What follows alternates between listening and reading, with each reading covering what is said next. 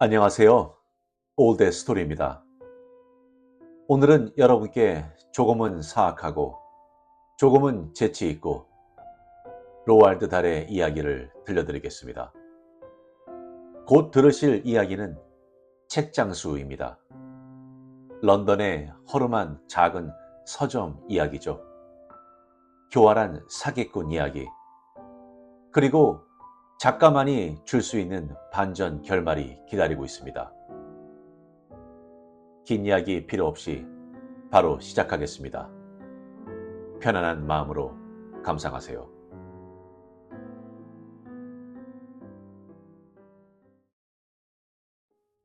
책장수 로알드 달.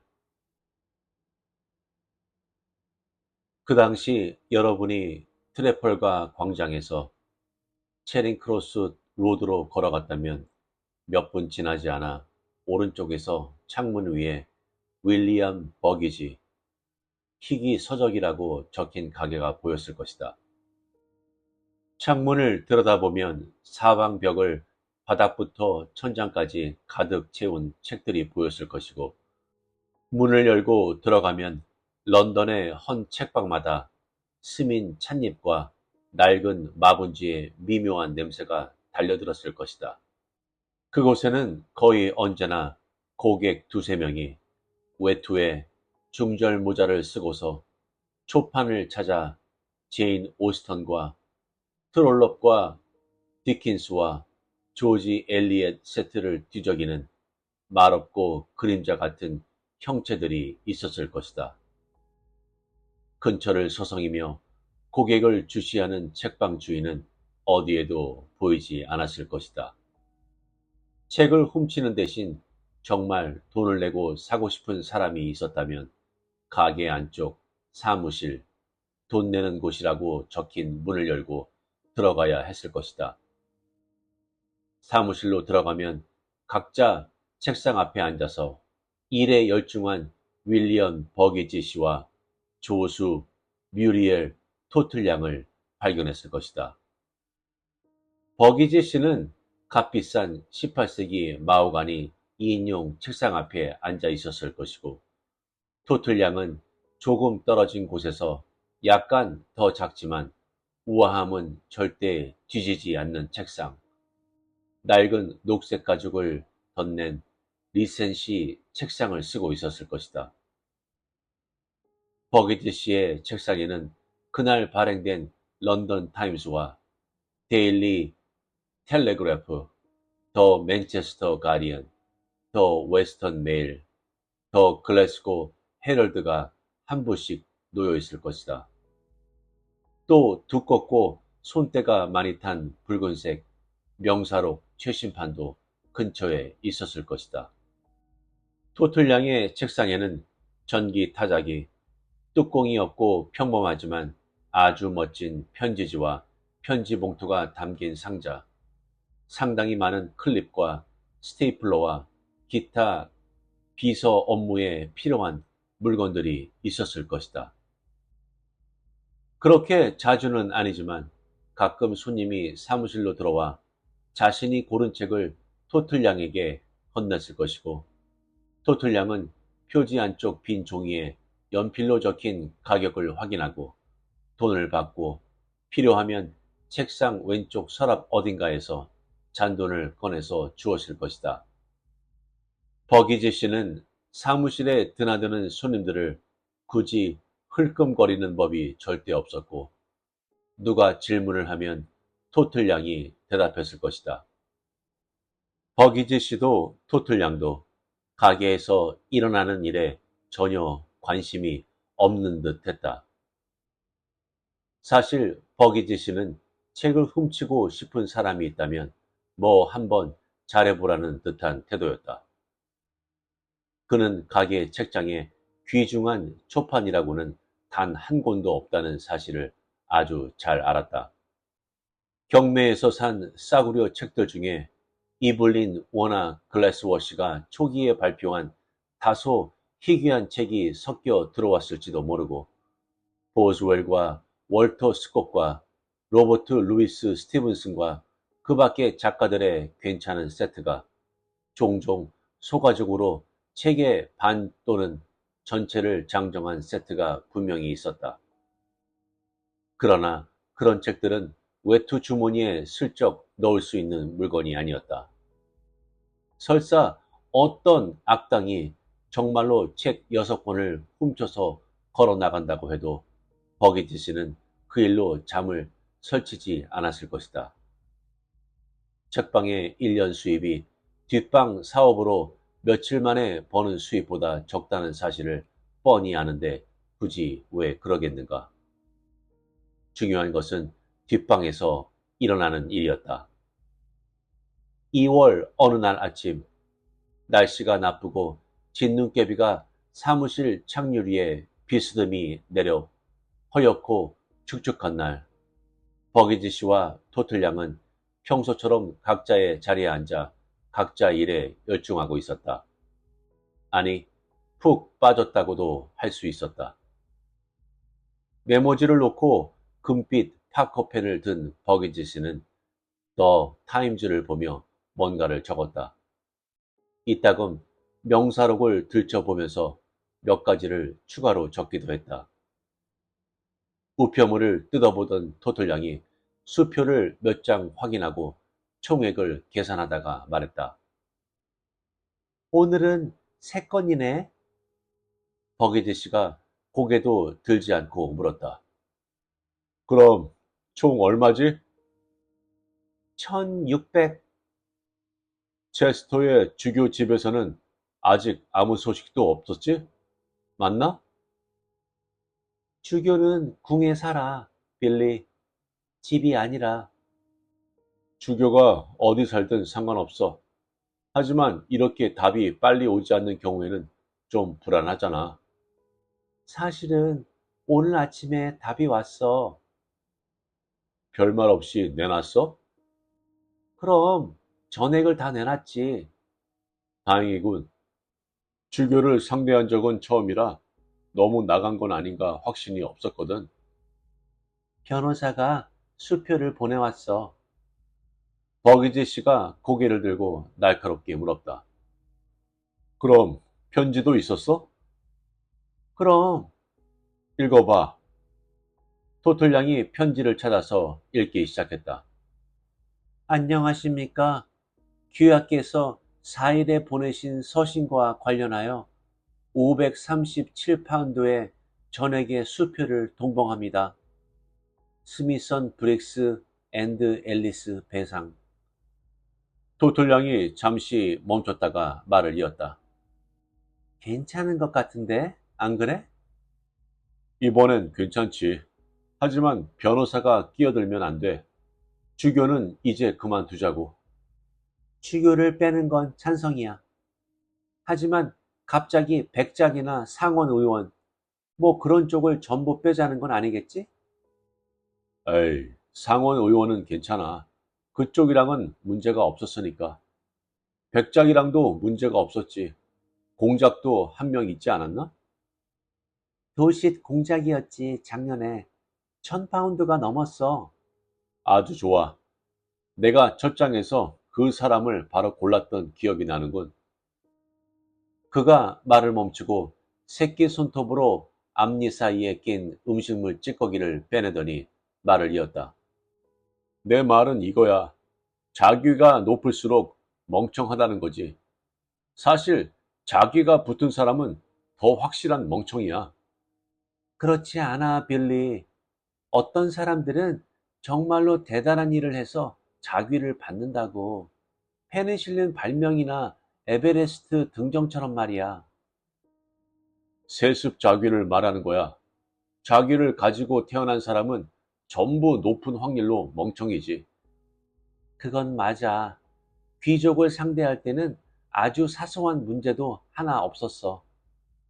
버기지 씨가 의자에 기대에 앉아서 토틀 양을 진지하게 바라보며 말했다. 있잖아. 이쯤 되면 왕족을 상대로도 한번 해볼 만한지 몰라. 정말 좋아. 한 방 날려서 한 재산 벌자. 버기지 씨는 토틀 양의 옆모습을 계속 바라보았는데 그런 그의 눈이 약간 음탕하게 번득였다. 아주 높은 기준으로 보면 토틀양의 외모가 실망스럽다는 사실을 누구든 인정하지 않을 수 없을 것이다. 사실대로 말하자면 어떤 기준으로 봐서 실망스러웠다. 얼굴은 말처럼 길었고 역시 다소 긴 치아는 누르스름했다. 피부도 마찬가지였다. 그녀에게 할 수 있는 최고의 칭찬은 가슴이 넉넉하다는 것이었지만 여기에도 흠이 있었다. 흉곽 한쪽 끝에서 반대쪽 끝까지 길고 단단하게 한 덩이로 솟아오른 모양이라서 처음 흘낏 보면 두 개의 가슴이 각각 자라난 것이 아니라 크고 길쭉한 빵이 한 덩어리 있는 것 같았다. 하지만 그러고 보면 버기지 씨도 까다롭게 굴 입장은 아니었다. 누구든 그를 처음 봤을 때 머릿속에 곧장 떠오르는 단어는 지저분하다였다. 버기지 씨는 땅딸막하고 근육이 축 늘어진 데다 올챙이 배에 대머리였고 얼굴 중에서 보이는 부분이 별로 없었기 때문에 어떻게 생겼는지 그저 추측할 수밖에 없었다. 얼굴 대부분이 검고 덥수룩하고 약간 곱슬곱슬한 거대한 머리카락 덤불에 가려져 있었는데 유감스럽지만 요즘은 너무 흔한 패션이 된 데다 멍청한 관습이자 말하자면 좀 더러운 습관이다. 이렇게 많은 남자들이 자기 얼굴의 특징을 숨기고 싶어하는 이유는 우리 같은 평범한 인간의 이해를 넘어서는 일이다. 그런 사람들은 코와 뺨과 눈의 털도 기를 수만 있다면 길렀을 텐데 그러면 결국 얼굴은 하나도 보이지 않고 짐승 같은 흉한 털뭉치밖에 없었을 것이다.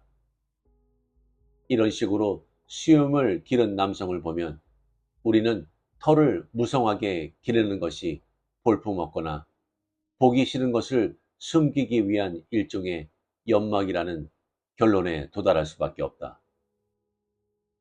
버기지 씨의 경우에는 정말 그랬기 때문에 수염이 있다는 것이 우리 모두에게, 특히 토틀양에게 아주 다행이었다. 버기지 씨가 탐내는 듯한 눈빛으로 조수를 물끄러미 보다가 말했다. 귀염둥이, 수표를 얼른 처리하는 게 어때? 그리고 나면 내가 살짝 제안할 게 있는데. 토틀양이 방금 말한 사람을 어깨너머로 돌아보더니 누런 이 끝을 드러내며 선웃음을 지었다. 버기지 씨가 그녀를 귀염둥이라고 부르는 것은 늘 그의 가슴속에 그리고 다른 부위에서 육욕이 솟아오르기 시작했다는 확실한 표시였다. 토틀양이 말했다. 지금 말해봐, 자기. 수표부터 처리해. 버기지 씨는 가끔 명령조로 말했는데 토틀양은 그것이 멋지다고 생각했다. 이제 토틀양은 그녀가 일간 회계 감사라고 이름 붙인 과정을 시작했다. 바로 버기지 씨의 모든 은행 계좌와 그녀의 모든 계좌를 확인하고 마지막으로 받은 수표를 어느 계좌에 넣을지 결정하는 일이었다. 현재 버기지 씨의 이름으로 개설된 계좌는 정확히 66개, 토틀양의 계좌는 22개였다. 은행 계좌는 런던 전역과 일부 교외 지역의 바클레이 은행, 노이즈 은행, 내셔널 웨스트민스터 은행 여러 지점에 흩어져 있었다. 잘못된 것은 없었다. 사업이 점차 번창하자 둘 중 아무나 세 은행 중 한 곳에 어느 지점이든 들어가서 몇백 파운드만 넣으면 당좌 예금 계좌를 어렵지 않게 만들 수 있었다. 계좌를 만들면 수표책과 예금 입금장, 월별 정산서를 보내겠다는 증서를 주었다. 어떤 사람이 같은 은행의 여러 지점, 심지어 수많은 지점의 계좌를 만들어도 직원이 아무 말 하지 않는다는 사실을 버기지 씨는 일찌감치 깨달았다. 각 지점은 고객을 철저하게 관리하기 때문에 지금처럼 컴퓨터화된 세상에서도 고객의 이름이 다른 지점이나 본점으로 흘러가지 않는다. 반대로 은행은 법률에 따라 저축 예금 계좌에 1,000파운드 이상 들어있는 모든 고객의 명단을 세무서에 제출해야 했다. 또한 이자 수입도 보고해야 한다. 그러나 당좌 예금은 이자가 붙지 않기 때문에 이러한 법률이 적용되지 않는다. 당좌 예금은 수표가 초과 발행되지 않는 한 또 거의 없는 일이지만 잔고가 터무니없이 늘어나지 않는 한 어디로도 통지가 가지 않는다. 예를 들어 10만 파운드의 당좌 예금을 보면 은행 직원 한두 명이 눈썹을 치켜 올릴 수도 있고, 그렇게 되면 그 고객은 일부를 예금 계좌에 넣고 이자를 받는 게 어떠냐고 예의 바르게 제안하는 지점장의 편지를 반드시 받을 것이다. 그러나 버기지 씨는 이자에 조금도 관심이 없었고 누구의 눈썹도 치켜 올리게 만들고 싶지 않았다. 그래서 버기지 씨와 토틀 양은 88개의 계좌를 만들었다. 한 계좌의 예금이 2만 파운드를 넘지 않도록 주시하는 것은 토틀 양의 일이었다.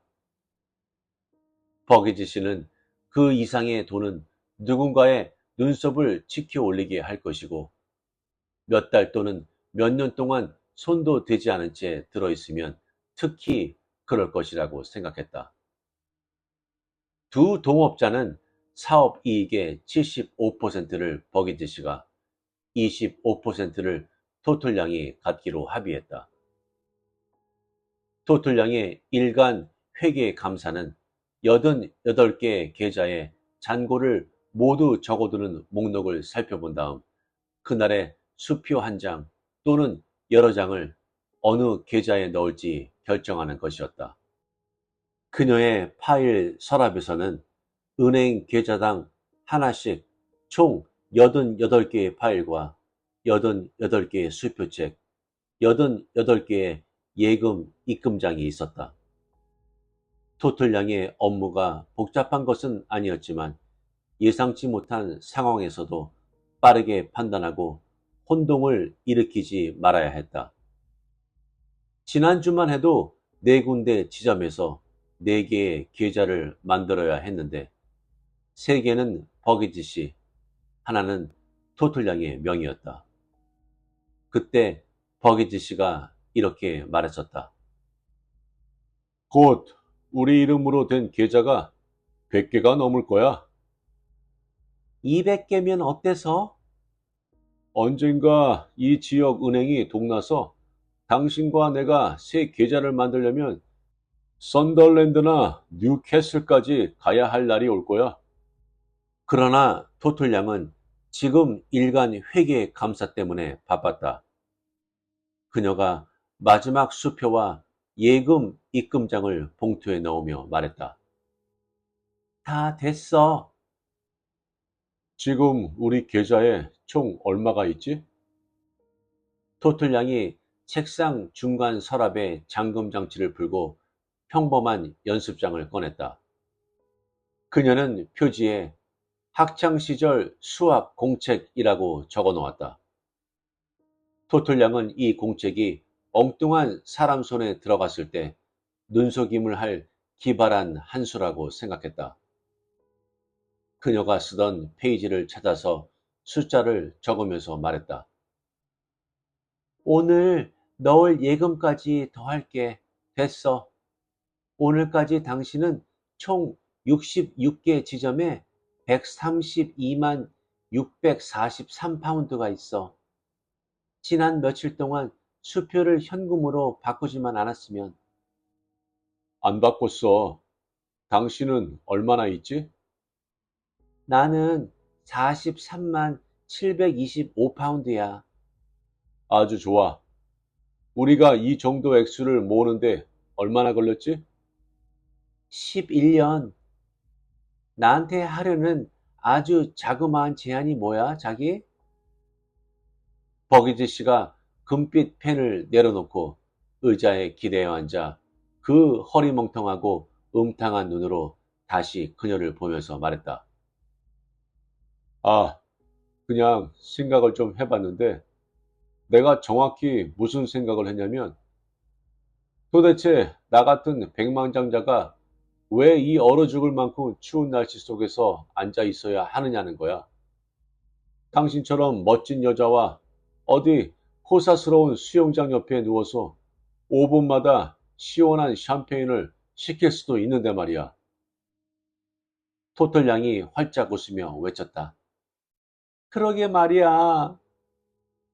그럼 책을 꺼내서 우리가 안 가본 데가 어딘지 한번 볼까? 토털 양이 맞은편 책장으로 걸어가서 르네 레클러가 선정한 세계 최고의 호텔 300선이라는 약간 두꺼운 책을 꺼냈다. 그녀가 자리로 돌아와서 말했다. 이번엔 어디로 갈까, 자기야? 북아프리카로 하지. 지금이 2월이니까 북아프리카 정도는 가야 정말 따뜻할 거야. 이탈리아는 아직 별로 안 따뜻하고 스페인도 마찬가지지.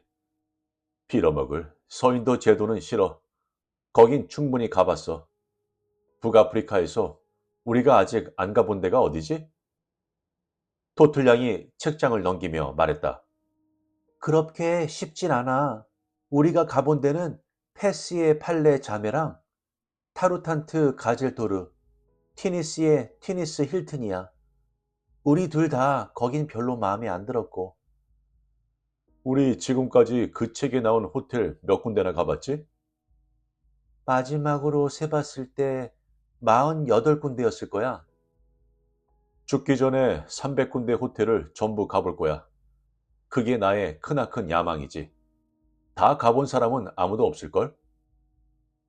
르네 레클러 씨는 다 가봤을 것 같은데. 그게 누구야? 이 책을 쓴 사람. 그 사람까지 치면 안 되지. 버기지 씨가 의자에 앉은 채 몸을 옆으로 기울여 생각에 잠긴 듯 왼쪽 엉덩이를 천천히 긁으며 말을 이었다. 아무튼 그 사람도 다 안 가봤을 게 뻔해.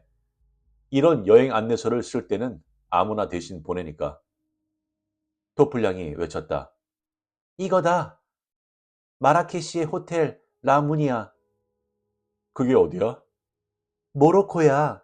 아프리카 대륙 맨 위 왼쪽 구석 근처. 계속해봐. 뭐라고 쓰여 있어? 이렇게 쓰여 있어. 윈스턴 처칠이 제일 좋아해서 자주 찾았던 호텔로. 그는 발코니에서 아틀라스의 일몰을 그리고 또 그렸다. 난 그림 안 그리는데 또 뭐래? 토플량이 계속 읽었다. 제복을 입은 무어인 종업원이 격자 모양의 타일 주랑이 있는 정원으로 안내하면 천일 야화의 사파 속으로 들어가는 기분이 든다.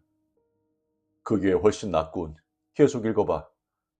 투숙을 끝내고 요금을 지불할 때는 현실을 다시 만날 것이다. 우리 같은 백만장자는 아무 걱정도 없지. 가자고. 내일 떠나는 거야. 여행사에 당장 전화해. 1등석으로. 가게는 열흘 동안 닫고. 오늘은 편지 안 쓰려고? 편지는 무슨. 우린 오늘부터 휴가야. 빨리 여행사에 전화해. 이제 그가 반대쪽으로 몸을 기울이고 오른손가락으로 오른쪽 엉덩이를 긁기 시작했다. 토틀량이 그를 보았고 버기지 씨도 그녀가 보고 있다는 것을 알았지만 신경 쓰지 않았다. 그가 말했다. 여행사에 빨리 전화해. 그리고 여행자 수표를 준비하는 게 좋겠네. 5,000파운드 준비해. 내가 수표를 쓰지. 내가 내는 거야. 수표책 줘. 제일 가까운 은행으로 골라. 그리고 어디랬지? 아무튼 그 호텔에 전화해서 제일 큰 스위트룸으로 달라고 해. 제일 큰 스위트룸은 항상 비어 있으니까. 24시간 뒤 버기지 씨와 토틀 양은 마라케시 호텔 수영장에서 일광욕을 하면서 샴페인을 마시고 있었다. 토틀 양이 말했다. 이게 바로 사는 거지. 아예 은퇴해서 이렇게 기후 좋은 곳에 커다란 집을 사는 건 어때? 뭐하러 은퇴를 해? 런던 최고의 사업이 아주 잘 굴러가고 있는데 나는 개인적으로도 이 사업이 아주 재미있단 말이야. 수영장 반대편에서는 모로코인 직원 12명이 투숙객들을 위해서 근사한 뷔페식 점심 식사를 준비 중이었다. 어마어마한 크기의 차가운 바닷가재, 큼직한 분홍색 햄, 아주 작은 로스트 치킨, 여러 가지 밥, 10종류 정도의 샐러드가 있었다. 요리사가 숯불에 스테이크를 구웠다. 손님들이 덱 체어나 매트리스에서 일어나 손에 접시를 들고 뷔페 주변으로 몰려들기 시작했다. 몇몇은 수영복 차림이고 몇몇은 가벼운 여름옷 차림이었는데 대부분 밀짚 모자를 쓰고 있었다. 버기지 씨가 그들을 지켜보았다. 거의 예외 없이 영국인이었다. 돈이 아주 많은 이 영국인들은 부침성 좋고 점잖고 과체중이고 목소리가 크고 한없이 굼텄다. 버기지 씨는 자메이카와 바베이도스와 그 비슷비슷한 곳에서 이런 사람들을 보았다. 상당수는 서로 아는 사이가 분명했는데 그건 물론 영국에서도 비슷비슷한 계층이기 때문이었다. 그러나 저런 사람들은 아는 사이든 아니든 서로를 받아들였다. 모두 이름 없고 배타적인 같은 클럽 소속이었기 때문이다. 이 클럽의 회원은 누구나 미묘한 사회적 연금술을 통해서 늘 홀깃만 봐도 같은 회원을 알아보았다. 그들은 생각한다. 그래, 저 남자는 우리랑 같아. 저 여자는 우리랑 같아. 버기지 씨는 그들과 같지 않았다. 그는 클럽에 속해 있지도 않고 앞으로도 절대 속하지 않을 것이다. 그는 벼락부자였는데 벼락부자는 수백만 파운드를 가지고 있어도 받아들여지지 않았다.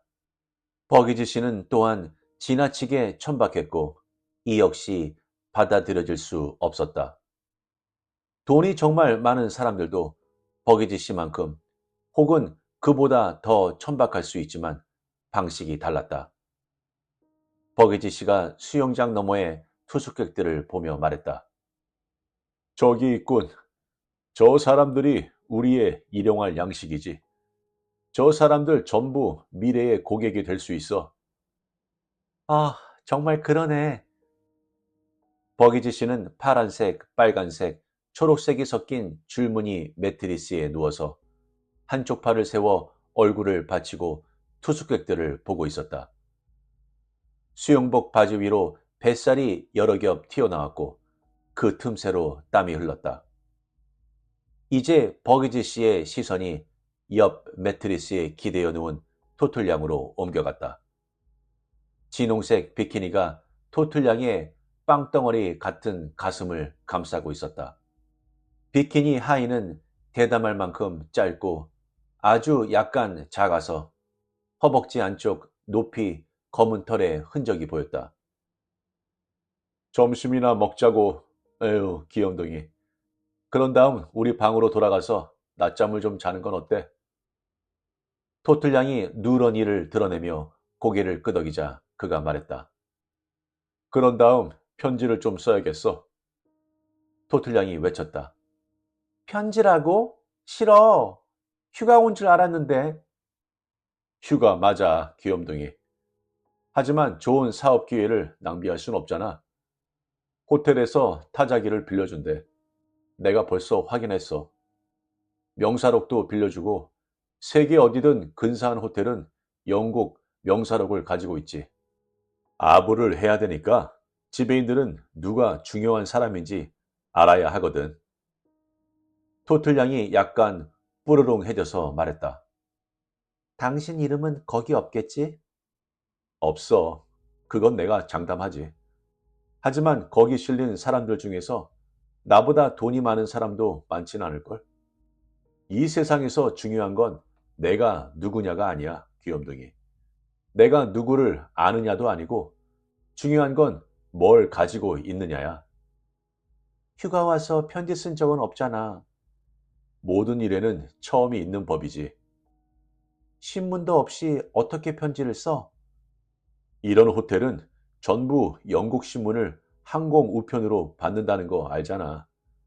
도착했을 때 로비에서 더 타임즈를 샀어. 내가 어제 사무실에서 보던 거랑 같은 날짜 신문이니까 벌써 숙제를 대충 다 한 셈이지. 이제 슬슬 저 바닷가재를 먹고 싶군. 저보다 큰 바닷가재 본 적 있어? 하지만 여기서 편지를 붙일 건 아니지? 당연히 아니지. 날짜는 비워뒀다가 돌아가자마자 써서 붙일 거야. 일을 미리 처리해 두는 것일 뿐이야. 토틀양이 수영장 너머 식탁에 놓인 바닷가재를 또 그 주변으로 몰려든 사람들을 빤히 보더니 손을 뻗어서 버기지 씨의 허벅지로 수영복 바지 안 깊숙이 손을 넣었다. 그녀가 털이 부숭부숭한 허벅지를 쓰다듬으며 말했다. 왜 그래, 빌리? 휴가 때 늘 그랬던 것처럼 편지는 잠깐 쉬는 건 어때?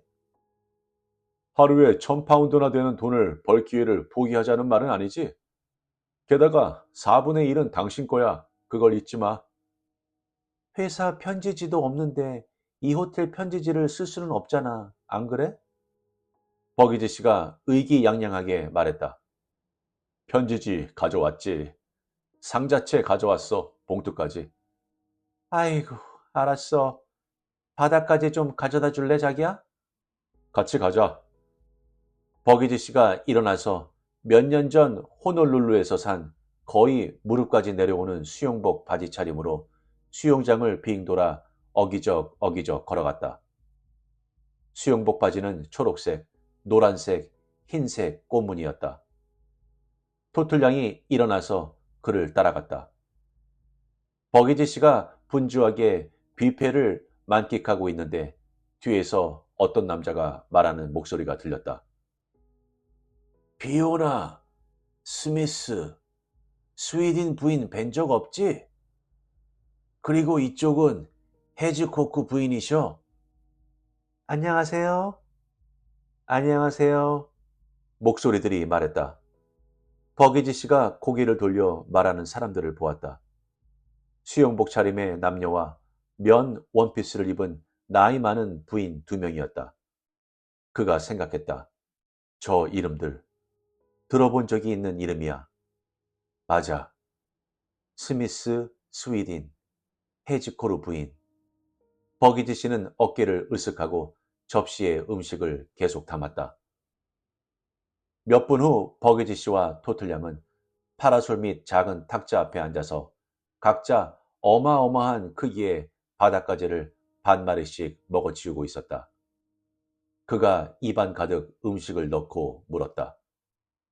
있잖아. 헤지코크 부인이라는 이름 기억나? 헤지코크 부인? 우리 고객 중 한 명이야. 그랬을 거야. 그런 이름은 절대 잊을 수 없지. 왜? 스미스 스위딘 부인은 뭐 생각나는 거 있어? 그러고 보니 생각나. 둘 다 기억나. 근데 그건 갑자기 왜 물어? 둘 다 여기 있거든. 세상에, 어떻게 알아? 게다가 둘이 같이 있어. 둘이 친구야. 그럴 리가. 아, 맞다니까. 버기지 씨가 어떻게 알게 되었는지 토틀양에게 말했다. 그가 마요네즈가 노랗게 묻은 포크로 가리키며 말했다. 저쪽이 그 사람들이야. 저 키 큰 남자한테 이야기하는 뚱뚱하고 나이 많은 두 여자 말이야. 토틀양이 홀린 듯이 바라보며 말했다. 있잖아. 난 우리 고객을 실제로 본 적이 한 번도 없어. 우리가 이 사업을 하는 내내 말이야. 나도 그래. 하나는 확실하지. 내가 제대로 골랐어. 안 그래? 저 사람들은 진짜 부자야. 확실해. 그리고 멍청하고 그건 더욱 확실하지. 위험할 수도 있다고 생각해, 빌리. 두 사람이 아는 사이라서 말이야. 빌어먹게도 이상한 우연이지. 하지만 위험하다고는 생각 안 해. 두 사람 다 입도 뻥끗 안 할 거야.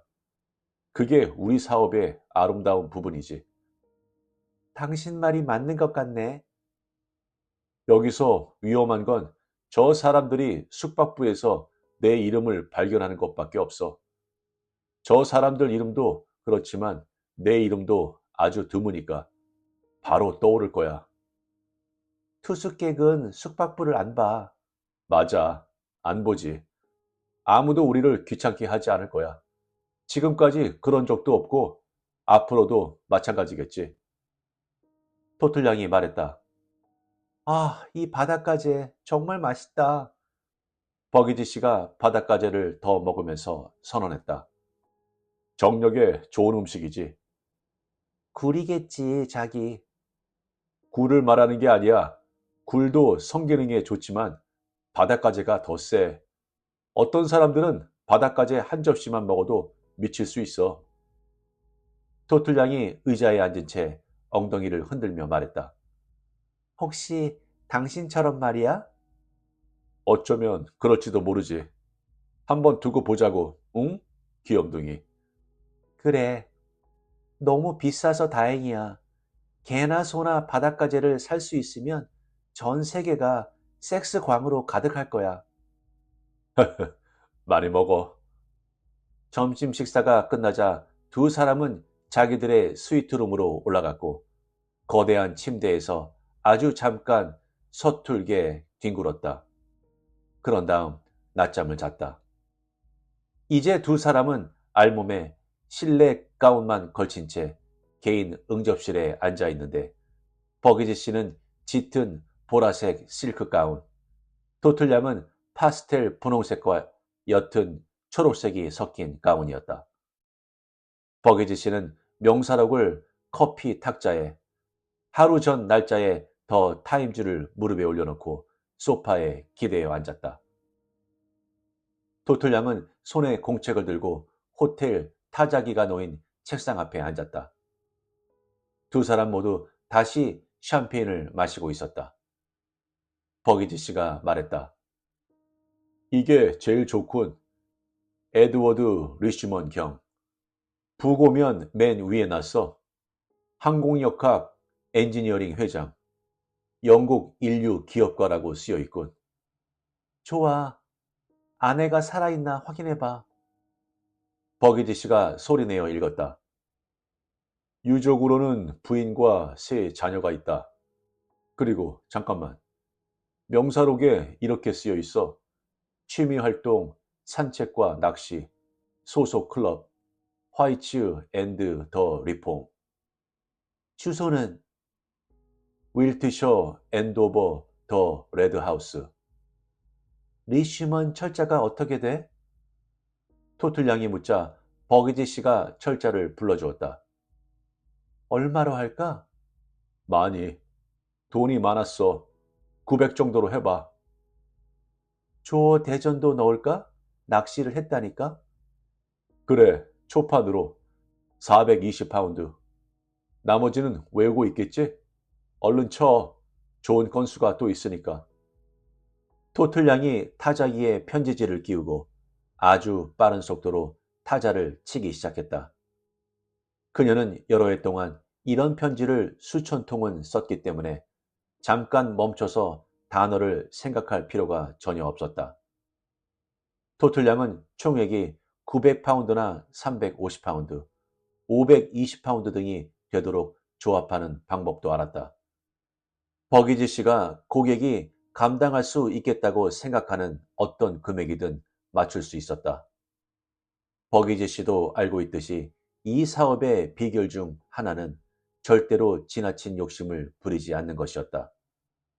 대상이 누구든 아무리 유명한 백만장자라고 해도 절대 1000파운드를 넘기지 않는다. 토틀양이 타자기로 친 편지는 다음과 같았다. 윌리엄 버기지, 희귀 서적, 런던 체링크로스 로드 27A, 리슈먼 부인 베개. 사랑하는 남편을 여의신 이 애통한 시기에 귀찮게 해드리게 되어 매우 유감스럽지만 아쉽게도 현재 상황에서 저에게는 다른 대안이 없습니다. 저는 고인이 되신 남편분을 여러 해 동안 모시는 기쁨을 누렸는데 송장은 항상 화이츠 클럽을 통해 보내드렸고 리시먼 경이 그토록 열정적으로 수집하시던 서적들도 대부분 그렇게 보냈습니다. 리슈먼 경은 늘 대금을 신속히 지급해 주셨고 아주 호쾌하게 거래하는 신사분이셨습니다. 아래에 리슈먼 경이 최근에 구입하신 목록을 첨부합니다. 돌아가시기 얼마 전에 주문하셨고 서적은 평소와 같은 방법으로 보내드렸습니다.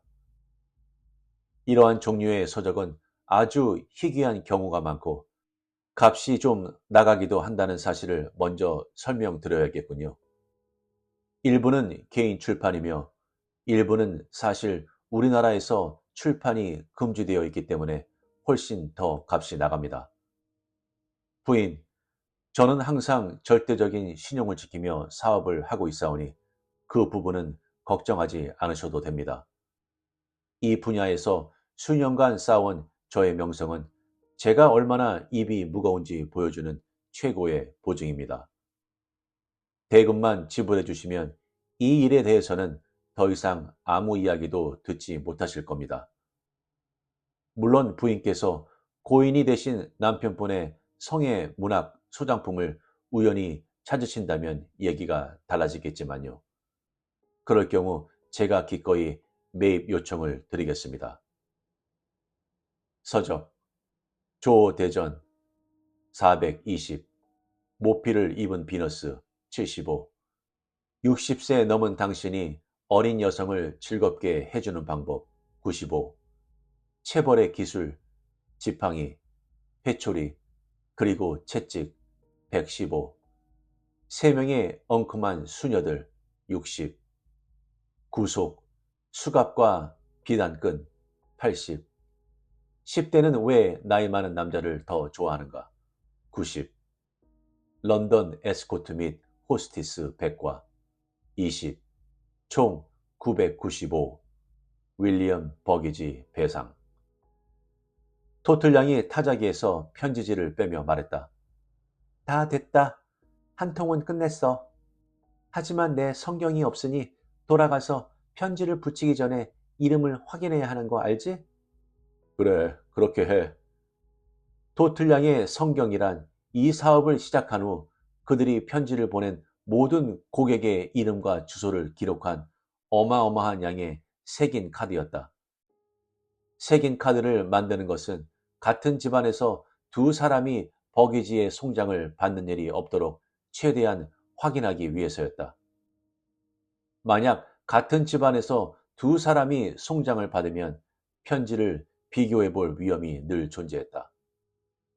또한 첫 번째 남편이 죽고 송장을 받았던 부인이 두 번째 남편이 죽었을 때 송장을 또 받지 않도록 예방하는 역할도 했다.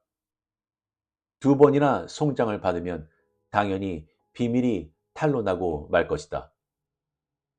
부인이 재혼하면서 성을 바꿀 수도 있기 때문에 이 위험한 실수를 확실히 피할 방법은 없지만 토틀양은 그러한 함정을 알아차리는 직관력이 생겼고 성경도 도움이 되었다. 토틀양이 물었다. 다음은?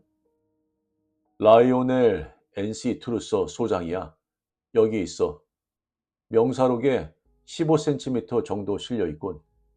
클럽, 아미 앤드 네이비, 취미활동, 말 타고 여우 사냥하기. 말에서 떨어져 목이 부러졌나 보네. 여우 사냥꾼의 회고록 초판으로 시작할게. 괜찮지? 그래, 220파운드. 총액은 500에서 600 사이로. 알았어. 그리고 승마용 회초리에 따끔함 또 넣고 여우 사냥을 즐기는 사람들한테는 회초리가 자연스럽지. 이런 식으로 계속되었다. 마라케시에서의 휴가는 아주 기분 좋게 흘러갔고 9일 후 버기지 씨와 토틀 양은 그들이 먹은 수많은 바닷가지의 껍데기처럼 살갗이 빨갛게 탄 채 체링 크로스 로드의 사무실로 돌아와 있었다.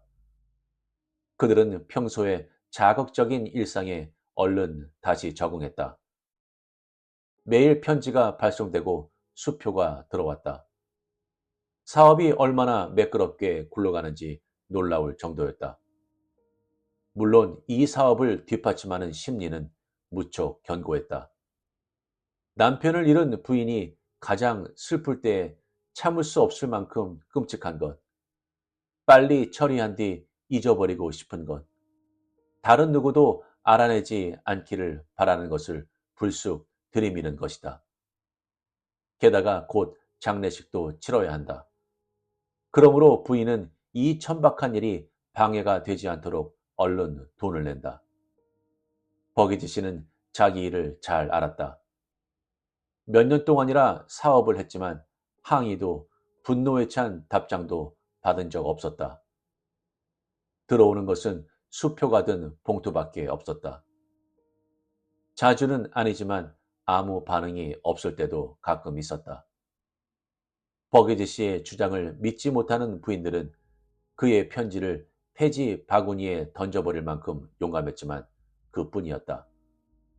누구도 감히 송장에 반박하지 못했는데 고인이 된 남편이 아내의 믿음이나 바람만큼 순수했다고 절대적으로 확신할 수는 없었기 때문이다. 남자는 절대 순수하지 않다.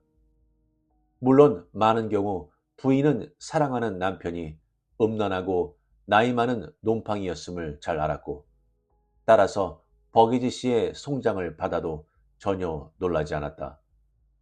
그런 경우에는 더 빨리 돈을 지불했다. 마라케시에서 돌아와 한 달쯤 지난 꿉꿉하고 비 내리는 3월 오후. 버기지 씨는 사무실에서 고급 2인용 책상에 발을 올리고 편안하게 기대어 앉아서 세상을 떠난 저명한 제독에 대한 내용을 토틀 양에게 불러주고 있었다. 그가 명사록을 읽으며 말했다. 취미활동, 원예, 요트 타기, 우표 수집. 그때 가게와 연결된 문이 열리고 손에 책을 든 청년이 들어와서 말했다. 버기지 씨 되십니까? 버기지 씨가 남자를 올려다보더니 토틀 양 쪽을 손짓하며 말했다. 저쪽이요. 저쪽에 가서 물어봐요. 청년은 가만히 서 있었다. 남색 외투는 날씨 때문에 축축했고 머리카락에서 물방울이 뚝뚝 떨어지고 있었다. 그는 토틀 양을 보지 않았다. 버기지 씨에게 시선을 고정하고 있었다. 남자가 다소 경쾌하게 말했다. 돈 필요 없으세요? 저 여자가 받을 겁니다. 왜 당신이 안 받죠? 저 여자가 출납 담당이니까요. 책을 사고 싶으면 어서 사세요. 저쪽에서 상대해 줄 겁니다. 저는 당신과 거래하고 싶은데요. 버그지 씨가 고개를 들어 청년을 보며 말했다. 방금 말했을 텐데. 저기로 가서 사시오, 젊은 양반. 남자가 말했다. 당신이 주인이시죠? 윌리엄 버기지 씨 되시죠? 버기지 씨가 책상에 발을 올린 채 말했다. 그렇다면 어쩔 거요? 맞습니까? 아닙니까? 당신이 무슨 상관이요? 그렇다는 거군요. 안녕하십니까? 버게지 씨. 이제 청년의 목소리는 경멸과 조롱이 섞여 묘하게 날이 서 있었다. 버기지 씨가 책상에서 발을 내리고 아주 살짝 똑바로 앉았다. 어린 놈이 아주 건방지구만, 응? 그 책을 갖고 싶으면 저쪽에 돈을 내고 꺼지면 돼, 알겠어? 청년이 가게로 이어지는 아직 열려있는 문을 향해 몸을 돌렸다. 문 너머 가게에는 아주 드문 유형의 손님이 레인코트를 입은 두 남자가 책을 꺼내 살펴보고 있었다. 청년이 상냥하게 불렀다. 어머니, 들어오세요. 어머니, 버기지 씨가 여기 계시네요. 60살 정도 된 자그마한 여자가 들어와서 청년 옆에 섰다. 그녀는 나이에 비해 몸매가 좋았고 한때 분명 매혹적이었을 얼굴에서 고통과 피로의 기색이 느껴졌으며 옅은 파란색 눈은 슬픔으로 흐리멍텅했다. 검정 외투와 단순한 검정 모자 차림이었다. 그녀는 가게로 이어지는 문을 닫지 않았다. 버기지 씨, 제 어머니 노스코트 부인입니다. 이름을 기억하는 일을 담당하는 토틀양이 버기지 씨 쪽으로 재빨리 고개를 돌리고 입을 작게 움직여 경고했다. 버기지 씨가 무슨 뜻인지 알아듣고 최대한 예의 바르게 말했다. 제가 뭘 도와드리면 될까요, 부인? 여자가 검정 핸드백을 열고 편지를 꺼냈다. 그녀가 조심스럽게 편지를 펼치더니 버기지 씨에게 내밀며 말했다. 그러면 당신이 이 편지를 제게 보내셨나요? 버기지 씨가 편지를 받아서 꽤 자세히 살펴보았다. 의자에 앉은 채 오른쪽으로 몸을 돌린 토틀양이 그를 지켜보고 있었다. 네, 제 편지와 송장이군요. 전부 정확하고 틀림없네요. 무슨 문제인가요, 부인? 저는 정말 확실한지 물어보려고 왔어요. 유감이지만 그렇습니다, 부인. 하지만 정말 믿을 수가 없군요. 제 남편이 이런 책들을 샀다니 믿을 수가 없어요. 봅시다. 당신 남편이신 어, 노스코트, 토틀양이 말했다. 네, 노스코트 씨. 물론 노스코트 씨죠. 그분이 여기 자주 오시지는 않았어요. 1년에 한두 번 정도 오셨지만 좋은 고객이자 아주 훌륭한 신사분이셨습니다. 부인, 삼가 조의를 표합니다. 감사합니다, 버그지 씨. 하지만 다른 사람이랑 헷갈리지 않았냐고 정말 확신하시나요? 절대 아닙니다, 부인. 그럴 가능성은 전혀 없어요. 저기 제 유능한 비서가 실수는 없었다고 확인해 줄 겁니다. 토틀양이 자리에서 일어나 편지를 받으려고 버기지 씨에게 다가가며 말했다. 제가 좀 봐도 될까요? 그런 다음 편지를 살피며 말을 이었다. 네, 제가 직접 타자를 쳤어요. 실수는 없습니다. 토틀양은 저와 일한 지 아주 오래됐습니다. 우리 사업을 속속들이 다 알죠. 토틀양이 실수를 했던 기억은 없고요. 토틀양이 말했다. 그러길 바랄 뿐이죠. 버기지 씨가 말했다. 자, 그렇습니다, 부인. 노 부인이 말했다. 하지만 가능하지가 않아요. 버기지 씨가 대답했다. 하지만 남자는 남자죠. 남자라면 누구나 가끔 재미를 찾게 돼 있는데 그렇다고 뭐 잘못한 건 없잖아요. 안 그렇습니까, 부인? 그는 의자에 꼼짝도 않고 자신만만하게 앉아서 이 소동이 끝나기를 기다리고 있었다. 자신이 이 상황을 통제하는 기분이었다. 여자는 꼿꼿하게 가만히 서서 버게지 씨의 눈을 똑바로 보고 있었다. 그녀가 말했다. 송장에 적으신 이 기묘한 책들 말인데요. 점자로 인쇄되어 있나요? 뭐요? 점자요. 무슨 말씀을 하시는지 모르겠군요, 부인. 모르실 줄 알았어요.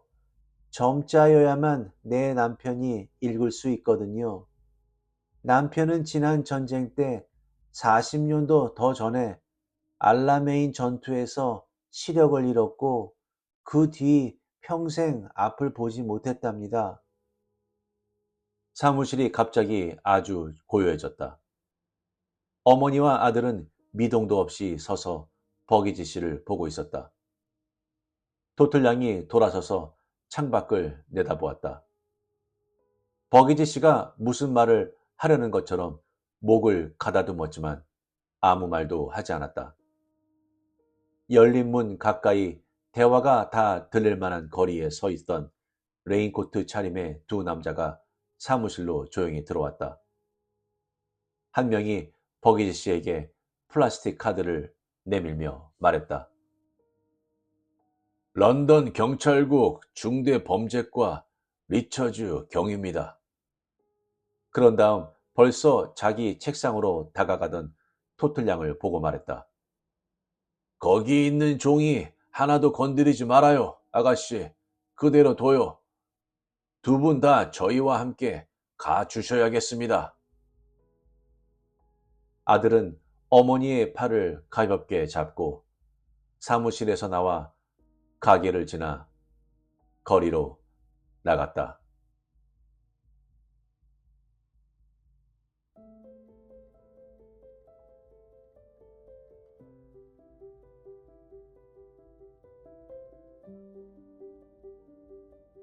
어떠셨나요? 역시 로알드 달이죠. 죽음, 속임수, 그리고 터무니없이 비싼 책에 대한 아늑한 이야기. 네, 맞습니다. 평범한 런던의 고풍스러운 서점에 가는 것과 비슷한 것 같은데요. 동네 독립 서점에서도 슬픔에 잠긴 미망인들을 상대로 사기를 친다면 말이죠. 참, 이런 이야기도 있네요. 그쵸? 정말 상상력 하나는 알아줘야 하지 않을까요? 요새 하도 보이스피싱으로 사기를 치는 사람들이 많아서 이러한 이야기 또한 여러 가지 면을 생각하게 됩니다. 어떻게 해서든 피해보려 하지만 사기꾼들은 또 다른 이야기를 통해 남을 속이겠죠.